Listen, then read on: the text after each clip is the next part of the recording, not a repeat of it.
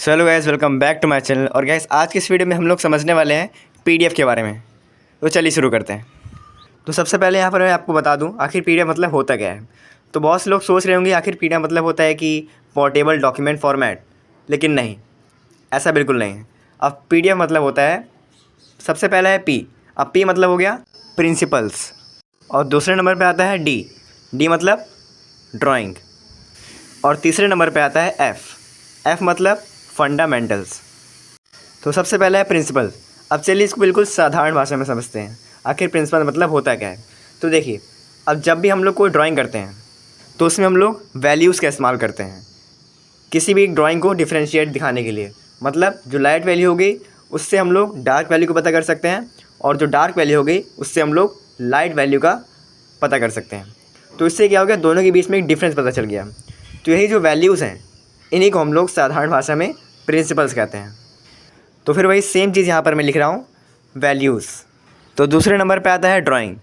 चलिए समझते हैं। अब जैसे यहाँ पर देखिए, मैं कुछ लाइंस को खींच रहा हूँ, इसका मतलब क्या है, मैं उसे ड्रॉ कर रहा हूँ। और अगर इन्हीं की हेल्प से मैंने एक फेस ड्रॉ कर दिया तो उसे हम क्या कहेंगे, एक पोर्ट्रेट?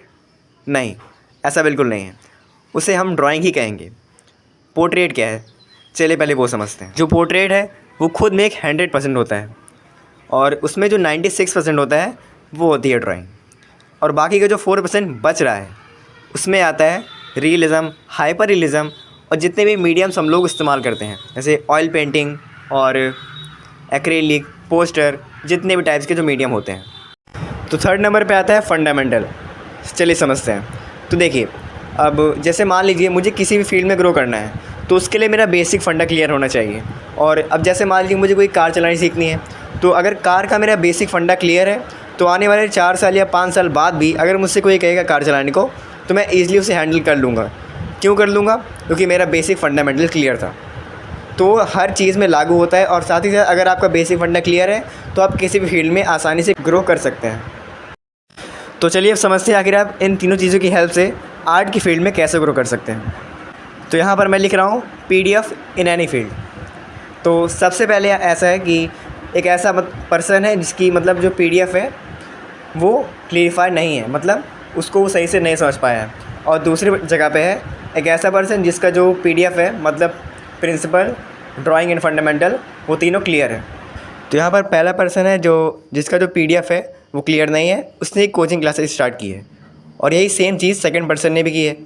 अब देखते हैं कि इन दोनों में अंतर क्या है। चलिए समझते हैं। तो देखिए, अब जो पहला पर्सन है जिसका जो पीडीएफ है वो क्लियर नहीं है, जब उसके यहाँ स्टूडेंट्स आएंगे तो वहाँ पे जो उनकी ग्रोथ होगी वो होगी 0%। क्यों होगी? क्योंकि वो खुद तो कन्फ्यूज़ है ही, और साथ ही साथ जब वो बच्चों को पढ़ाएगा तो उसमें भी बच्चे को थोड़ी बहुत कन्फ्यूज़न होगी। उससे क्या होगा, जो उनका ग्रोइंग है वो 0% रह जाएगा, और जो बच्चों की क्वान्टिटी है वो भी कम हो जाएगी। और अगर क्वान्टिटी कम होगी इसका मतलब नो अर्निंग। तो अगर कुल मिला के देखा जाए तो अगर आपका पीडीएफ क्लियर नहीं है तो आप एक प्रोफेशनल आर्टिस्ट के तौर पे काम नहीं कर पाएंगे। तो चलिए अब सेकंड पर्सन के बारे में देखते हैं। तो यहाँ पर जैसे कि मैंने बताया कि सेकंड पर्सन ने भी सेम कोचिंग क्लासेस स्टार्ट की। तो उसमें क्या होगा, जब वो बच्चों को पढ़ा या समझा रहा होगा तो उसमें होगा कि जो बच्चा है उसको भी समझ आ रहा होगा, क्योंकि वो अलग अलग तरीके में नहीं भाग रहा होगा।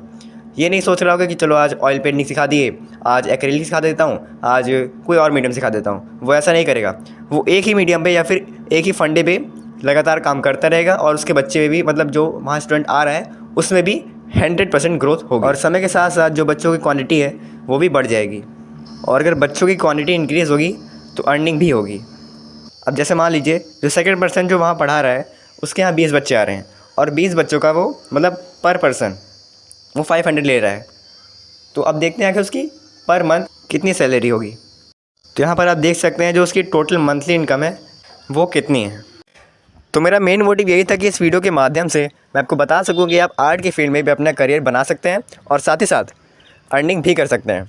तो मुझे उम्मीद है कि आपको ये वीडियो पसंद आई होगी। अगर पसंद आई है तो एक लाइक और सब्सक्राइब ज़रूर से कर दीजिएगा। मिलते किसी और नेक्स्ट वीडियो में, और सभी को थैंक्स फॉर वॉचिंग।